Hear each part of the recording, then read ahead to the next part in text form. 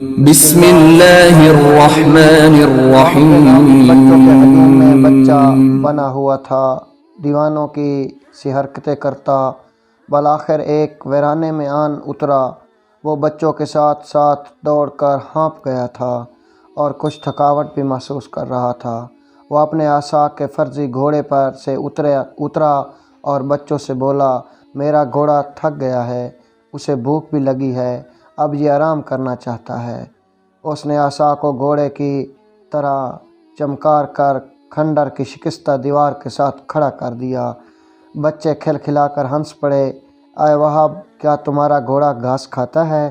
ہاں ہاں، یہ تمہاری عقل کے ساتھ ہر روز گھاس چرنے جاتا ہے۔ وہاب نے شوخی سے جواب دیا۔ اچھا، اور یہ پانی بھی پیتا ہے؟ ایک اور شریر بچے نے سوال کیا۔ ہاں، یہ پانی بھی پیتا ہے، مگر تمہارے خلیفہ کے پیمانے میں۔ وہاب ہنسا، بچے بھی اس کی ہنسی میں شریک ہو گئے اور مچل مچل کر بولے، اے وہاب، ہمیں اپنے گھوڑے کی سواری کراؤ۔ وہاب نے انہیں پرے دھکیلا، خبردار، کوئی قریب نہ آئے، میرے گھوڑے کا مزاج شاہانہ ہے، کسی کو لات مار دی تو مجھے نہ کہنا۔ بچے ہنسنے اور تالیاں بجانے لگے۔ وہاب نے دیوار کے ساتھ ٹیک لگائی اور گہرا سانس لے کر بولا، اچھا دوستو، اب مجھے کمر سیدھی کرنے دو اور تم اپنے اپنے گھروں کو جاؤ۔ بچے کچھ دیر اس کے ساتھ چھیڑخانی کرتے رہے۔ جب وہاب نے ان کی طرف کوئی توجہ نہیں دی تو وہ ایک ایک کر کے اپنے اپنے گھروں کو لوٹ گئے۔ وہاب نے اس کھنڈر میں ڈیرا جما لیا۔ اس کے گھر والے پریشان ہوئے، اس کے عزیز رشتہ دار اکٹھے ہوئے اور لوگوں سے پوچھتے معلوم کرتے اسی کھنڈر تک آ پہنچے جہاں وہاب نے بسیرا کیا ہوا تھا۔ دیکھا کہ وہ ننگی زمین پر اپنے بازو کو تکیہ بنائے چین کی نیند سو رہا ہے۔ اس کی یہ حالت دیکھ کر اس کے عزیزوں کی آنکھوں میں آنسو آ گئے۔ کچھ اظہار افسوس کرنے لگے۔ ایک نے جھک کر اس کا شاہانہ ہلایا، وہاب اٹھو، جنون کی اس نیند سے جاگو، آنکھیں کھولو۔ وہاب ہوشیار ہو اور اس نے نیند سے بھری آنکھیں کھول کر اپنے چاروں طرف جمع شناسا چہروں کو دیکھا جن پر دکھ اور تفکر کی لکیریں تھیں۔ وہ ہمدردی سے اس کی طرف دیکھ رہے تھے۔ کیا بات ہے؟ وہاب نے اٹھ کر بیٹھتے ہوئے کہا۔ وہاب اٹھو، گھر چلو، ایک عزیز نے قریب بیٹھ کر اس کی عبا سے گرد جھاڑتے ہوئے کہا۔ یہ بھی تو گھر ہے۔ وہاب نے کھنڈر کی ٹوٹی ہوئی دیواروں کی طرف اشارہ کیا۔ بھلا اس میں کیا کمی ہے؟ نہ ہمسائے کا جھگڑا، نہ مالک کے مکان کا خوف، نہ دربان کی مصیبت، نہ چور کا ڈر۔ کیسی باتیں کر رہے ہو وہاب؟ کوئی انسیت سے بولا۔ میں تمہاری زبان ہی تو بول رہا ہوں، وہاب نے جواب دیا۔ تمہاری طبیعت ٹھیک نہیں ہے۔ کوئی بولا، میری طبیعت بالکل ٹھیک ہے، میں بہت مزے میں ہوں۔ وہاب نے کمال بے نیازی سے جواب دیا، نہیں، تم بیمار ہو، تمہیں علاج کی ضرورت ہے۔ کسی عزیز نے اسے سمجھانے کی کوشش کی۔ بیمار تو سب ہی ہیں، علاج کی کس کو ضرورت نہیں۔ وہاب ہنسا اور رازداری سے بولا، تم خود ہی کہو، کیا خلیفہ، کیا وزیر، کیا کوتوال اور کیا داروغہ، ان میں سے کون ہے جسے علاج کی ضرورت نہیں؟ ہماری باتیں سمجھنے کی کوشش کرو، یہ جگہ تمہارے شایان شان نہیں۔ اس کے رشتہ دار پریشان ہو گئے۔ بھلا یہ میرے شایان شان کیوں نہیں؟ یہ خلیفہ کے محل سے تو بہتر ہے کہ روز حشر مجھ سے اس کے بارے میں کوئی باز پرس تو نہیں ہوگی۔ اس کے رشتہ دار زچ ہو گئے۔ انہوں نے بہت ہی کوشش کی کہ اسے گھر لے جائیں اور اس کے جنون کا کچھ علاج ہو جائے، لیکن وہ قطعاً رضامند نہیں ہوا۔ اب وہ فرش خاک، شکستہ دیواریں اور کھلا آسمان ہی اس کا گھر تھا۔ وہ آرام و آسائش سے بے نیاز ہو گیا تھا۔ نعمتائے دنیا سے اس نے منہ موڑ لیا تھا۔ اسے رشتوں اور قرابتوں کی پرواہ نہیں رہی تھی۔ وہ روکھے سوکھے چند ٹکڑوں پر گزر بسر کرتا تھا اور ننگی زمین پر اپنے بازوؤں کے تکیے پر چین کی نیند سوتا تھا۔ وہ بچوں کا سب سے زیادہ دوست تھا۔ ان کی معصومیت اور منچلا پن اسے بھاتے تھے۔ وہ پہروں ان کے ساتھ بچکانہ حرکتیں کرنے میں مصروف رہتا اور کھیل کود میں انہی کام کی باتیں بتاتا۔ کوئی راہگیر اسے مخاطب کر لیتا یا کوئی جاننے والا اس سے پوچھتا، وہاب، تم نے یہ کیا حالت بنائی ہے؟ تو وہ بڑی شگفتگی سے کوئی ایسے پہلودار بات کہہ دیتا جو مخاطب کو محفوظ کرتی لیکن بامانی نہیں ہوتی تھی۔ غور کرنے پر اس میں کوئی نہ کوئی حکمت پوشیدہ نظر آتی تھی۔ اس عالم دیوانگی میں پورا شہر اس کی دسترس میں تھا۔ وہ اپنے من کی موج میں جہاں چاہتا پہنچ جاتا اور جس کو چاہتا اپنے شگفتہ لفظوں میں آئینہ دکھا دیتا۔ عوام مشکل میں ہوتے تو ہنسی ہنسی ان کا مسئلہ حل کر دیتا، اور اگر خاص حدود سے تجاوز کرتے تو باتوں باتوں میں انہیں لگام دے دیتا۔ اس کی وضلع سنجی میں چھپی ہوئی ذہانت اور دانش مندی آہستہ آہستہ لوگوں کو قائل کرنے لگی۔ ایک با کردار شخص نے اس کا مذاق اڑانے کو شرارت سے کہا، اے وہاب، کیا تم نے کبھی شیطان کو دیکھا ہے؟ میرا بہت جی چاہتا ہے کہ میں شیطان کو دیکھوں۔ تیری یہ خواہش تو بڑی آسانی سے پوری ہو سکتی ہے، وہاب نے سنجیدگی سے جواب دیا۔ وہ کس طرح؟ اس شخص نے پوچھا۔ تیرے گھر میں آئینہ تو ہوگا، اگر نہیں تو صاف پانی میں دیکھ لینا، تجھے شیطان کی زیارت ہو جائے گی۔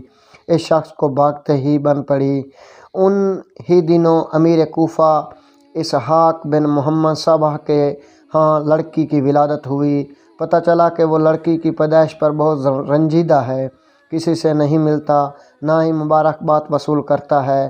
وہاب کو خبر ہوئی تو وہ اپنی گڈڑی شانے پہ ڈالے اس کے یہاں پہنچا اور بولا، اے اسحاق، میں نے سنا ہے کہ تو لڑکی کی پیدائش پر بہت افسردہ ہے، نہ کھاتا ہے نہ پیتا ہے، کیا کروں، دل ہی نہیں چاہتا۔ وہ ٹھنڈی سانس لے بھر کر بولا، مجھے بیٹے کی بڑی آرزو تھی، مگر افسوس کہ اللہ تعالیٰ نے مجھے لڑکی دی۔ کمال ہے، وہاب نے بے ساختہ کہا، تو اس پر راضی نہیں ہے؟ اللہ نے تجھے صحیح و سالم بیٹی دی ہے، اگر وہ تجھے مجھ جیسا پاگل بیٹا دے دیتا تو پھر؟ اسحاق کو اس کی بے ساختگی پر ہنسی آ گئی، لیکن وہ اس کی تہ میں چھپی ہوئی حکمت کو جان گیا اور خدا کا شکر بجا لایا۔ اپنا سوگ توڑا اور لوگوں کو اجازت دی کہ وہ اس کے پاس تبرک پیش کرنے کے لیے آئیں۔ وہ اپنی دیوانگی کے باوجود نماز کے وقت مسجد میں پہنچ جاتا۔ ایک روز ابھی اس نے جوتے نہیں اتارے تھے کہ اس نے ایک شخص کو دیکھا کہ وہ اس طاق میں ہے کہ اس کے جوتے چرائے۔ وہ بہت دیر اس انتظار میں رہا کہ وہ شخص ادھر ادھر ہو تو وہ اپنی جوتے اتار کر نماز میں شامل ہو، مگر وہ نہیں ٹلا اور نماز کے لیے صفیں درست ہو گئیں۔ وہاب نے آؤ دیکھا نہ تاؤ دوڑ کر آگے بڑھا اور جوتوں سمیت ہی نماز کے لیے کھڑا ہو گیا۔ اس شخص نے مایوس ہو کر اسے ٹوکا، او دیوانے، یہ کیا کر رہے ہو؟ جوتوں سمیت نماز نہیں ہوتی۔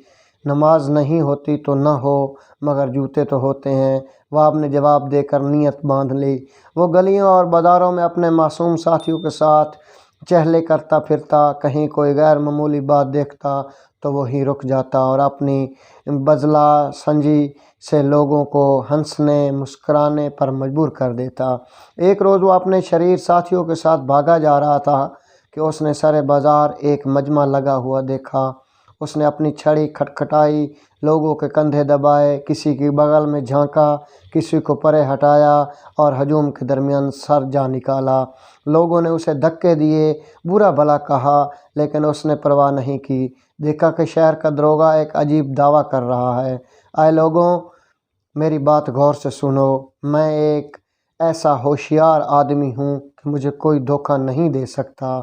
بے شک داروغہ جی، آپ بالکل درست فرماتے ہیں، مرحبا مرحبا، کیا کہنے، داروغہ کا دعویٰ بالکل حق ہے۔ کسی کی کیا مجال کہ داروغہ صاحب کو دھوکہ دے سکے۔ مجمع میں سے اس کے خوشامدی بھانت بھانت کی بولیاں بولنے لگے، ہر طرف سے داد و تحسین کے نعرے بلند ہو رہے تھے۔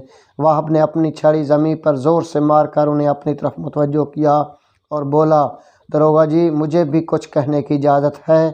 اچھا، تم بھی بولو گے؟ بولو، کیا کہتے ہو؟ اس نے نخوت سے کہا۔ وہاب نے سنجیدگی سے کہا، داروغہ جی، گستاخی معاف، یہ دیوانہ آپ کے اس دعوے کو چٹکیوں میں باطل کر سکتا ہے، مگر یہ کوئی ایسا مفید کام نہیں جس پر وقت ضائع کیا جائے۔ اس کی صورت دیکھو ذرا اور اس کا دعویٰ دیکھو، کسی نے تمسخر سے کہا، اور دیوانے، داروغہ صاحب کی عقل کے سامنے بھلا تیری کیا حقیقت ہے؟ کسی اور نے آواز کسا۔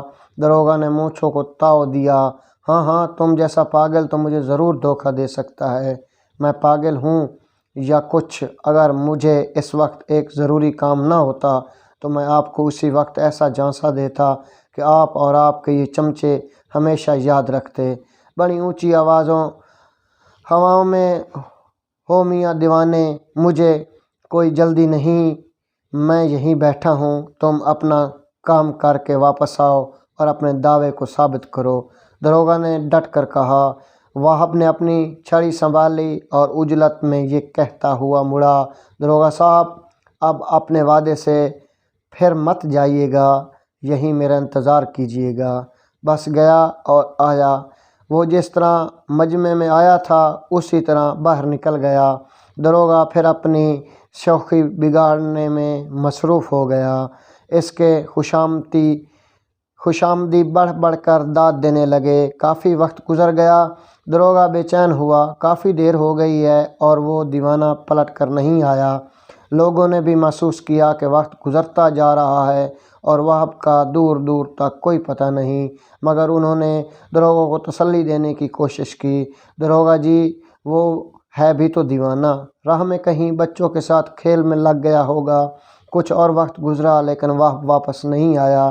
مجمع میں چہمے گوئیاں ہونے لگیں، آنکھوں میں اشارے ہونے لگے، کچھ ہونٹوں پر مسکراہٹیں بھی نمودار ہوئیں۔ بعض لوگ اکتا کر گھروں کو جانے لگے۔ داروغہ کو بھی اندازہ ہو گیا کہ پاگل واہب اسے پاگل بنا کر چلا گیا ہے اور اب وہ پلٹ کر نہیں آئے گا۔ وہ خجل ہو کر بولا، یہ پہلی بار ہے کہ مجھے کسی نے دھوکہ دیا، اور وہ بھی ایک دیوانے نے۔ مجمع میں سے کسی نے بے ساختہ کہا تو کہکوں سے فضا گونج اٹھی۔ جلد ہی واہب کی اس بزلہ سنجی، شوخی ذہانت اور شگفتہ دانش مندی کا سارے شہر میں شہرہ ہو گیا۔ اس کی دیوانگی میں چھپی ہوئی فرزانگی اور اس کے پاگل پن میں پوشیدہ ہوش ربا حقائق نے عوام کو اس کے قریب کر دیا۔ وہ کسی کو نہ ستاتا، نہ پریشان کرتا اور نہ نقصان پہنچاتا تھا، البتہ اپنے جنون میں اپنی دانش مندی کو چھپائے ہر وقت لوگوں کی مدد کرنے کو تیار رہتا تھا۔ جلد ہی وہ بغداد کا ایک ایسا پسندیدہ کردار بن گیا کہ لوگ اس کے گرویدہ ہو گئے اور محبت سے اسے بہلول کہنے لگے، جس کے معنی ہے ہنس مکھ، خوبصورت اور نیکیوں کا مجموعہ۔ بہلول کا لفظ عموماً چٹخلے باز، حاضر جواب اور سچے لوگوں کے لیے استعمال ہوتا ہے۔ رفتہ رفتہ یہ نام یوں زبان زد عام ہو گیا، اس کا اصل نام فراموش ہو گیا۔ اب کوئی بھی اسے واہب نہیں کہتا تھا، وہ سب کے لیے بہلول تھا اور سب کا بہلول۔ اس کی دانائی اور حکمت نے اسے ایک پاگل اور دیوانے سے بڑھ کر عاقل و دانا مشہور کر دیا تھا۔ ہارون الرشید تک یہ خبریں متواتر پہنچ رہی تھیں کہ اس کا رشتہ دار واہب بن عامر دیوانہ ہو گیا ہے۔ اس نے دنیا کی شان و شوکت سے منہ موڑ کر خاک نشینی اختیار کر لی ہے۔ وہ اپنی گڈری میں مست ویرانے میں بیٹھا روکی سوکی پر گزارا کرتا ہے، مگر ہارون کو یقین نہیں آیا۔ اس نے صحیح صورتحال جاننے کے لیے اپنے مقربوں کو بلایا۔ کچھ واہب بن عامر کا حال کہو، ہم نے سنا ہے کہ وہ دیوانہ ہو گیا ہے۔ عالی جاں، اب تو اسے واہب کوئی بھی نہیں کہتا، اب تو بچہ بچہ اسے بہلول کہتا ہے۔ ایک امیر نے اطلاع دی۔ اچھا، ہارون نے دلچسپی سے پوچھا، یہ نیا خطاب اسے کس نے دیا ہے؟ ذل الہی، وہ ہنس مکھ تو پہلے ہی تھا، دیوانگی سے اسے کچھ اور بھی خوش طبع بنا دیا ہے۔ اب وہ بعض اوقات مسخروں کی سی حرکتیں کرنے لگتا ہے، لوگوں کو ہنساتا اور خوش کرتا ہے، اس لیے سب اسے بہلول کہنے لگے ہیں، امیر نے وضاحت کی۔ ہارون نے غور کرتے ہوئے کہا، اسے کسی طبیب کو دکھانا ہے تاکہ اس کا کچھ علاج ہو جائے۔ عالی جاں، اس کے گھر والوں نے بہت کوشش کی ہے لیکن وہ کسی طرح رضامند نہیں ہوا۔ وزیر نے جواب دیا، کھاتا پیتا کہاں سے ہے اور دن بھر کیا کرتا رہتا ہے؟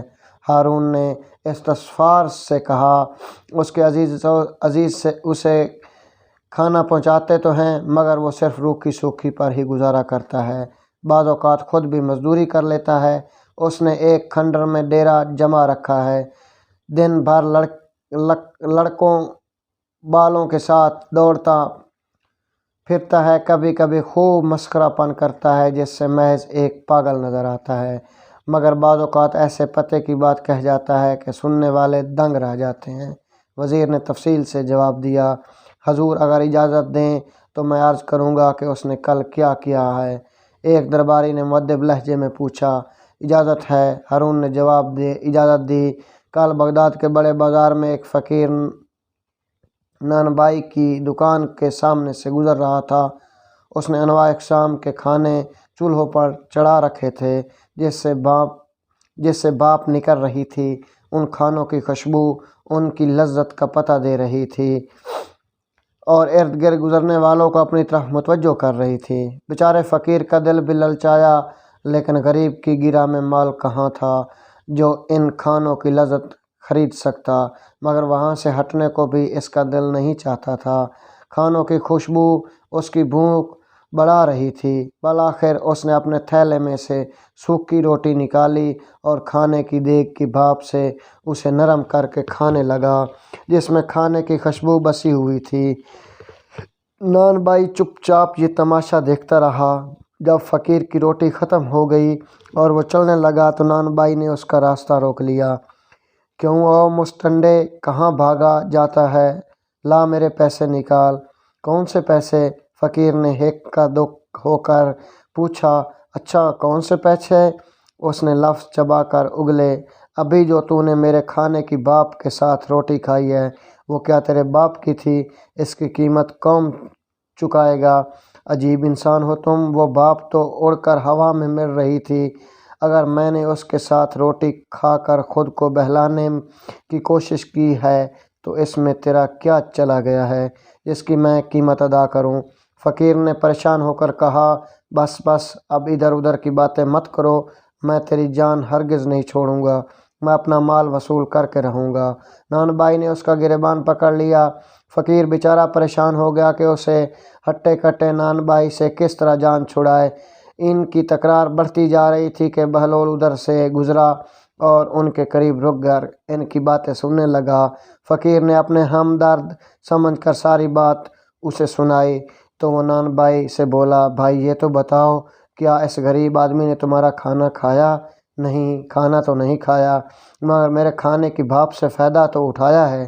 میں نے اس کی قیمت مانگی ہے لیکن اس کی سمجھ میں یہ بات نہیں آتی۔ نانبائی نے بتایا، بالکل درست کہہ رہے ہو برادر، بالکل درست۔